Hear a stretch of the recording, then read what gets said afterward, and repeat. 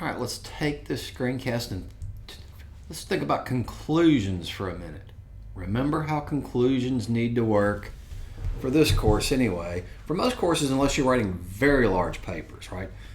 Most people typically do not need to write a summary conclusion, right? Not for papers this short. We'll talk about situations where you will need to do that in the future. But for right now, what you want to think is, so what? All right, so what? So what always goes back to the thesis statement, right?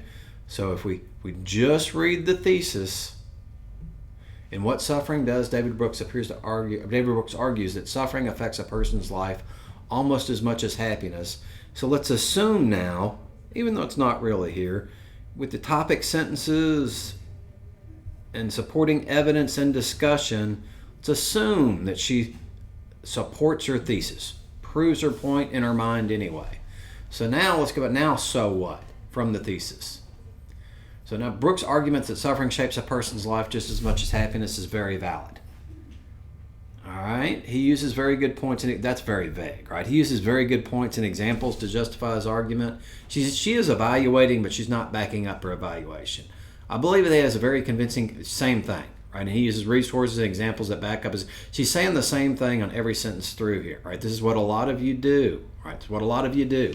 So one thing you can do is, well, if this argument is valid, if Brooks is arguing that suffering forms people, how now will you look at suffering different?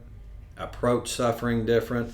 Will this affect your life in any way? That would be one way to answer so what. Another way would be to point out particular strengths or weaknesses of Brooks's essay. Either or, don't do both of those, right? So pick a strategy, one strategy that answers so what, and if nothing else, just get to tell us how any of this is going to change your life to a certain degree. Are you going to change anything about your particular life? If you don't want to evaluate the essay, particular good or bad points that the author has made. Remember, we're just talking about this particular essay for right now. This will not apply to all of the essays that we do.